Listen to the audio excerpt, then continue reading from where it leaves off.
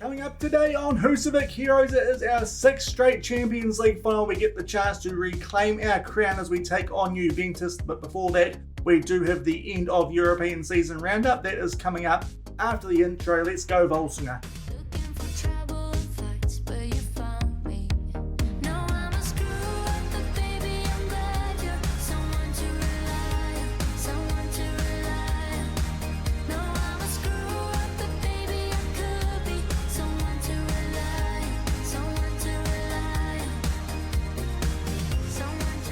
Hello everyone and welcome to episode number 198 of Husavik Heroes here on Shaun Does FM. I hope you are doing well, and if you are looking forward to this 2038 Champions League final against Juventus, then do make sure to go down below, leave a thumbs up on the video, and if you haven't done so already and are enjoying this series here on the channel, also remember to hit that subscribe button and turn that notification bell on as well. But we do have a few things to cover off before we do get into this Champions League final. If you missed how we got here in the semis at the end of last week against UEFA Berlin, I'll leave a link to that one over in the top right corner. But first things first, we have started off the domestic league season here in Iceland off the back of that second leg win against UEFA Berlin. We've played 4 games and picked up 4 wins, and those, none of them by overly convincing margins, apart from the first one there against Breda Blick. But off the back of that, we beat Phil Keir 2-0. That was a little bit of an unfortunate game because Maurizio Menga did pick up an injury. We'll discuss the injury situation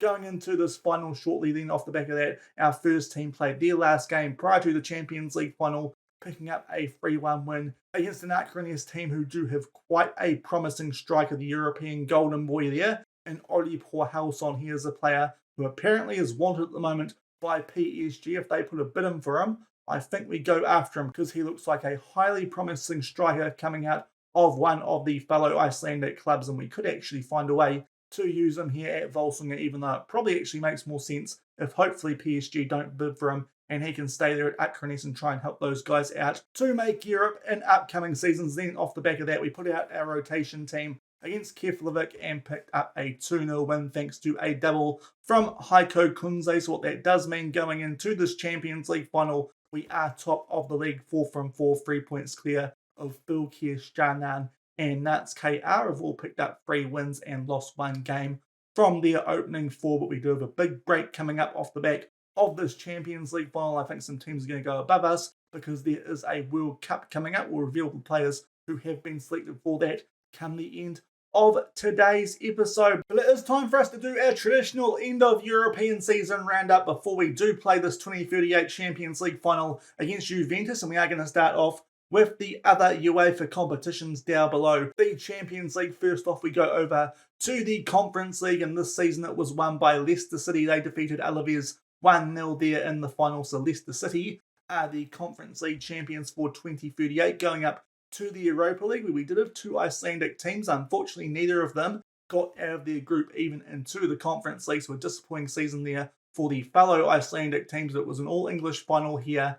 Arsenal defeating Newcastle 2-1 there in the final, so Arsenal have picked up the Europa League for 2038, and Leicester picking up the Conference League. Of course, it's going to be an Italian or Icelandic team who are going to pick up the Champions League this upcoming season. But now it's time for us to have a look at the results from the top 5 leagues, and we begin with Ligue 1, and it is PSG who pick up a fairly comfortable win here in Ligue 1 this season. They continue the absolute domination of this competition, winning it by 6 points. Nice and Lille will also be in the Champions League next season. Nantes and Montpellier in the Europa League, and Angers are going to be in the Conference League. Interesting to see that Lyon are all the way down in 16th, playing a playoff at the moment against Red Star to try and stay in League on. The 2 teams who are definitely going to get relegated are Nimes and Ajaccio out of League A. We move up now to the Bundesliga. Bochum have got the job done there over Hamburg on away goals, and what that means is that Hamburg are going to be relegated alongside Offenbach and Darmstadt 98. But Hertha Berlin, for the second straight season, of course, we knew this when we took them on prior to that Champions League semi-final at the end of last week, but they have picked up the Bundesliga yet again, and quite comfortably as well, by 11 points over Bayern Munich, 14 further points back to Cologne, and then Dortmund. They are the 4 teams from Germany in the Champions League next season. RB Leipzig and Gladbach are going to be in the Europa League, and Bayer Leverkusen will be in the Conference League. We'll leave City till the end, seeing as our opposition in today's episode are from Serie A, so we'll skip over that and go to La Liga for now. Real Madrid picked this up by 4 points over Barcelona the 4th straight season. That Real Madrid have picked up La Liga in the 6th time in the last 7 years as well, so they're in a really good patch at the moment in La Liga. Real Madrid, Sevilla and Real Sociedad will join those two giants of Spain in the Champions League next season. Valencia and Granada will be in the Europa League, and Villarreal just do enough there to get over the line over Real Sporting and Athletic Bilbao to make the Conference League. And going down to the bottom three, it is Alcazon, Real Murcia and Real Oviedo, who have been relegated down to La Liga Smartbank. And then we go up to the Premier League. Yet again, it is Manchester United for the 4th season in a row. They pick it up by 3 points over Chelsea. Man City and Arsenal not too far behind either. They fill out the Champions League spots. Leicester and Liverpool are going to be in the Europa League quite a way behind that top 4, and Newcastle are going to be in the Conference League. Rather surprisingly, Tottenham have been relegated here in 2038 alongside Aston Villa and Hull City. So that is what has happened in the Premier League, and now it's time for us to make our way over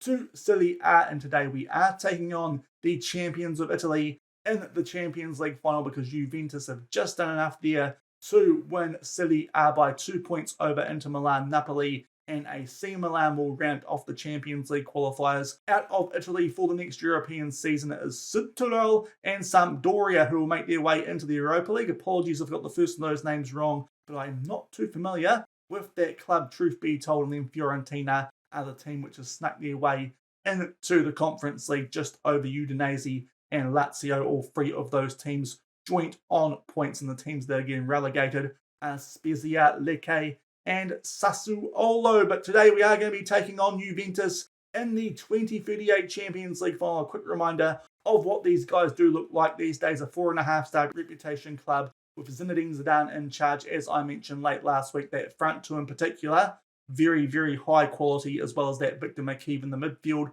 Quite a good left winger come midfielder, and also at the back they do still have the likes of Matthias de Ligt, Serginho Dest and Diogo Costa in goal. In past matchups against Juventus has been very, very good when we have taken those guys on, so this could be an interesting matchup, albeit we do go into this one as slight favourites, albeit unfortunately we do have a few little injury concerns going into this one. We make our way down here just past the bench. Unfortunately, Ognjan Mizkic recovered from that injury, which kept him out of the last few rounds at the end of last week, but he's picked up a further injury. He is out of the Champions League final with torn calf muscles. He's out for a further 2 to 3 months, so this might be the last time you actually see Ognjan Mizkic, depending on what we do in the transfer window off the back of today's episode. And also in that game against Villarreal, as mentioned earlier, we did lose Maurizio Menga, and he is out with a fractured toe for 5 to 11 days. So that does mean in terms of backup wingers,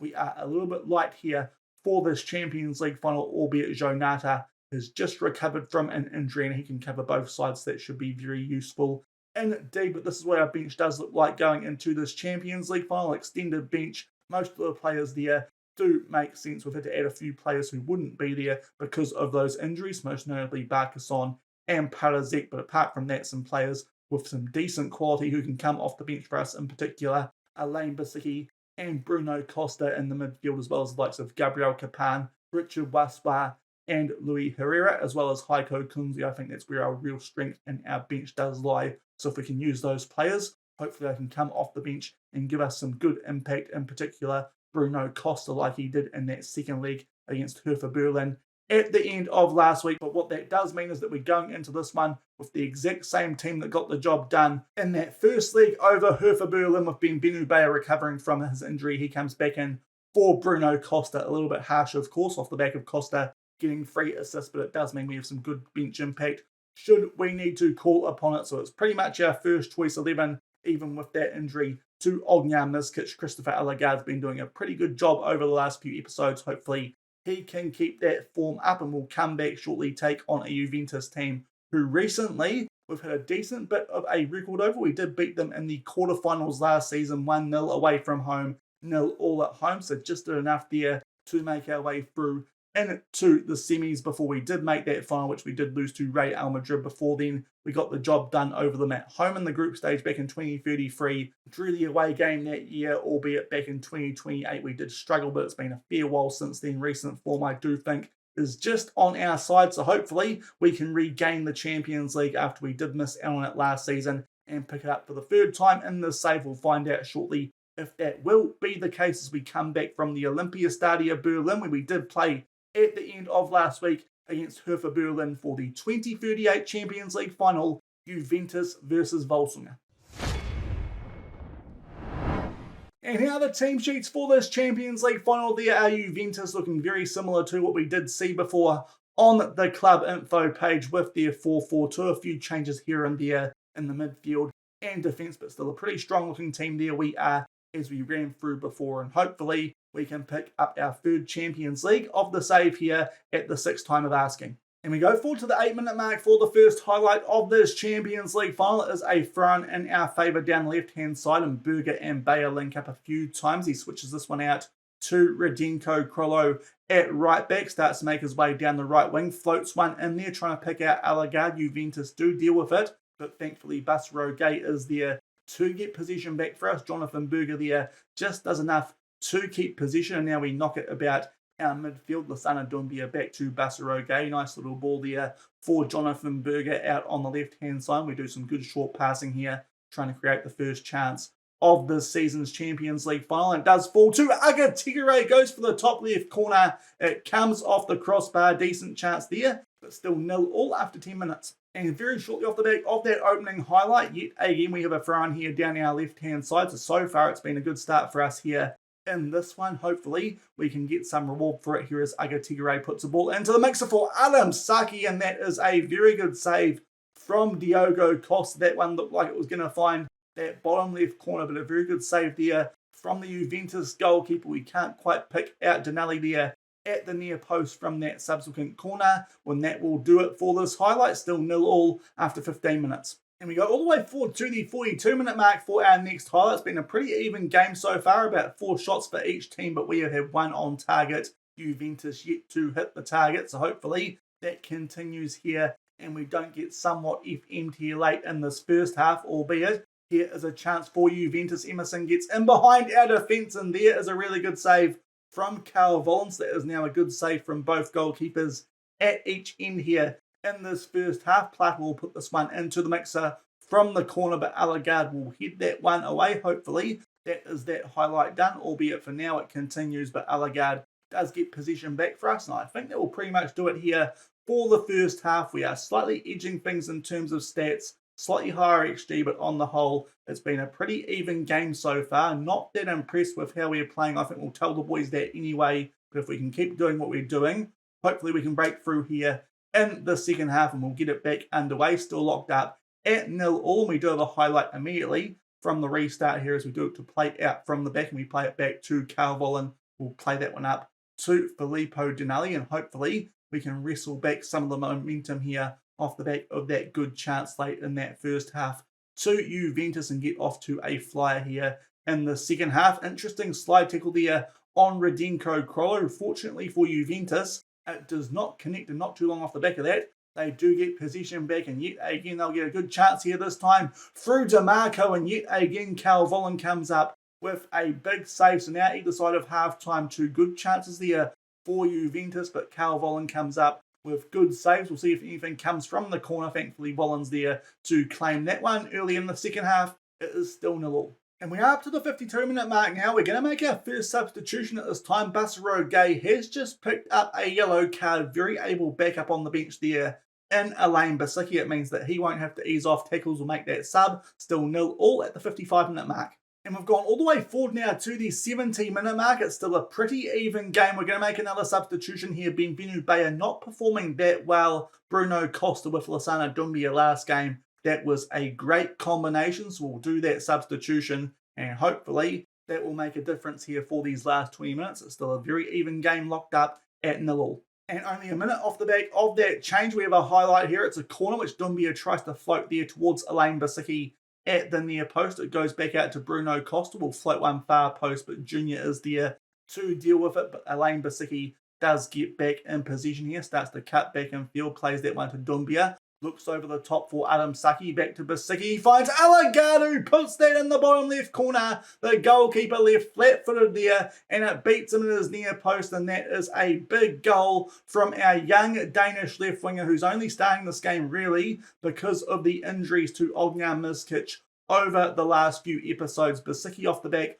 of that header clear, and Alagadu just given a ton of space. It's a good finish just inside that near post, and it is 1-0 Volsungur with 20 minutes left in the Champions League final. And we go forward a few more minutes off the back of that goal, and it's now Bruno Costa with a corner. He picks out Denelli at the near post, but that header goes just over the bar, starting to build up some momentum. 1-0 with 12 minutes left. And another highlight here with about 11 minutes gone. I think it was Radenko Krolo brought down, and Agatigere does get position back for us. Some good short passing here down this right-hand side. Elaine Basicki off the bench. He's already got an assist, and we just keep position here. Down the right-hand side, Bruno Costa finds Agatigere, takes that around Costa in goal, and that will make it 2-0 here with 10 minutes left. It's a quick-fire double, and is that goal going to be the one that secures us our third Champions League title of the save? It didn't look like much was happening here down this right-hand side, but Bruno Costa finds Agatigere. Just that first touch to take that around Costa. He bangs it past him at his near post, and that makes it 2-0 Volsungur with 10 minutes left. And 5 minutes off the back of that second goal, we are just about to time waste in this one, but we do have a throw-in inside the final third. Agatigere tries to pick up a double, but that one does come off the post, and right off the back of that highlight, we are just going to start time wasting a little bit now that we have wrestled the momentum in this game and got 2 goals fairly recently in between the 70 and 80 minute mark, and that does give us a 2-0 lead. We do get late in this one now, about to enter injury time, and there is going to be 4 minutes, but there should be no chance here of Juventus coming back with this little time remaining, albeit they do have a throw-in now at the 92 minute mark, albeit we actually win possession back off it, and Adam Saki will play that one back to Radenko Krolo, and now it's Carl Vollen who hoofs it deep for Agatigere, and we might get a chance here for a counter-attack as Doumbia finds Adam Saki. That's a good chance, but he just puts it wide to try and really seal it in style here in this season's Champions League final. But there's now less than a minute left in this one. Juventus do win the ball there as they do look to mount a counter-attack, but Radenko Krolo gets position back for us, albeit off the clearance. Juventus are back on the attack, and Garcia is in behind there, tries to float one far post, but Ali Ramadan will head that one clear to Shirilov, and now Filippo Denelli does the exact same thing, and Adam Saki just holds up position here as we look to run out the clock. And in fact, Agatigere gets in behind the defence here. Inside the final third, back for Radenko Krolo, it is Agatigere on the ball yet again, and that will do it. And for the third time in this save, and the first time since a couple of years ago, we are the champions of Europe. Yet again, bit of a heartbreaker last season when Real Madrid did defeat us on penalties. Of course, that penalty shootout just went completely horribly for us. We didn't put one in the back of the net, but thankfully this time we get the job done in regular time, and that was a very, very good run in the Champions League this season. We never really looked in too much doubt of making our way into the final. We got through all the rounds pretty safely and have got the job done there against Juventus, even if it did take until just past the 70-minute mark for us to grab the opening goal of this final, but not too long off the back of that goal to the youngster and Christopher Alagard. It was Agustin Agatigere, both of our wingers, getting on the score sheet. Assists to the 2 players who came off the bench there, in Basicki and Bruno Costa, and that does mean that for the third time in 4 years, and for the third time in the past 6 where we have made the final, we are the champions of Europe off the back of a 2-0 win against Juventus in the 2038 final. And back in the inbox off the back of it, that Champions League win. Very good performance in the second half anyway. Started to get on top of Juventus, and thankfully got those goals, as I said, in between the 70 and 80 minute mark. We get £17.1 million for that win in the final. Lots of players getting medals here. It is quite interesting. You can see the ratings from the Champions League games. It was Lassana Doumbia with the highest average rating, but not followed too far behind by the likes of Adam Saki, Agatigere, Denelli. Bruno Costa doing quite well, even though he didn't make too many starting appearances, and also the likes of Radenko Krolo, Carl Vollen, and Bassero Gay all playing pretty well in this past Champions League season. Bassero Gay happy that a promise was kept that we'd win the Champions League. I thought that one had expired, truth be told, from a couple of seasons ago. Everyone very happy with us, as you would expect, especially that one might help, seeing as the board do expect us to make the finals of the Champions League. At this point of the save, Carl Vollen got the man of the match, and truth be told, those saves that he made either side of half-time probably deserves that one. Doumbia is wanted by Real Madrid. I don't think that is going to be happening. We get £867,000 out of TV revenue and then £28.45 million from coefficient ranking pool money as well. So that is a very profitable Champions League season. Hopefully next season we get a nice juicy transfer budget to go along with that work that we have done this past Champions League season. But we have picked it up for the third time in 4 years off the back of that 2-0 win against Juventus. And going forward, a few clicks off the back of those post-game news articles that we did get, and a few more in relation to the Champions League this past season. Adam Saki did pick up the Golden Boot quite comfortably as well, with 15 goals in his 13 appearances. We make our way up a little bit further. The best goal, Benvenu Bayer, second there with his goal against Real Madrid, just behind one that Benjamin Sagnier scored against Hertha Berlin back in the group stages. And then we make our way up to the Dream Team, and as you can see, it's pretty much dominated there by Volsungur players. Carl Vollen in goal, Berger, Ramadan and Krollo in the defence. We have Bayer, Doumbia and Agatigere in the midfield,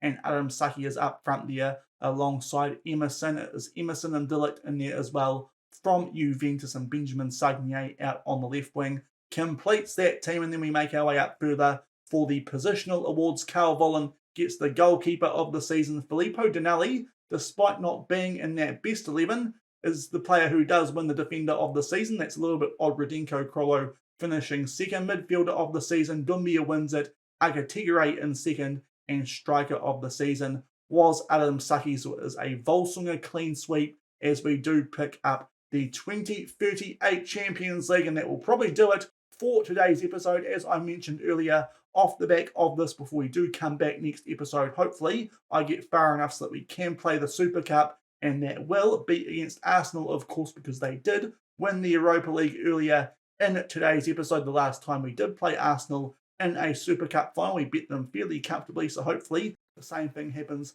when we do take those guys on, when we do get into that Super Cup. But before then, we do actually have a FIFA World Cup. Before we go back and reveal which players are going to that World Cup, we'll just do a quick update on the coefficient. It was always going to be a bit of a struggle this year getting rid of a 10.5, not helped by the fact that the Icelandic teams down in the Europa League group stages didn't actually help us out that much this season, but we did pick up an 8.5. It's actually a pretty bad year. Portugal get a little bit of a march on us there, but we are still pretty solid in 7th on the coefficient table going into the next European season, and getting rid of an 8.4 while Portugal get rid of a 13 is only going to help us out quite a bit, I think. So we might be able to make a bit more of a gain on Portugal in the next European season. But the players who are going to the upcoming World Cup from us here at Volsungur, as we travel back in time to bring up this article, Agatigere going with Argentina. We have 4 with Belgium, Waswa, Basicki, Dinelli and Berger. Allegard and Holst are away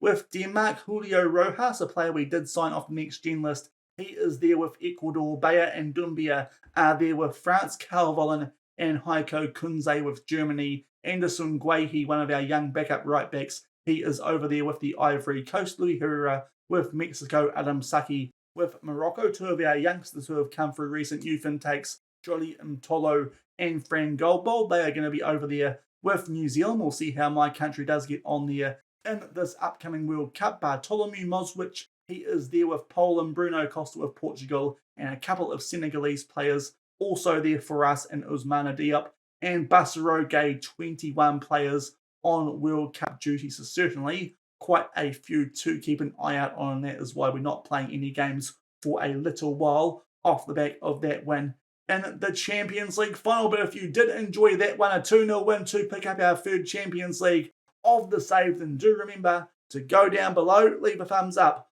on the video, and if you haven't done so already and are enjoying the series here on the channel, also remember to hit that subscribe button and turn that notification bell on as well. And until tomorrow, hopefully I get far enough for the Super Cup, otherwise we'll just play a random domestic game. But until the next time I see you, thank you very much for watching, Keep on keeping on, and I'll see you then. Cheers.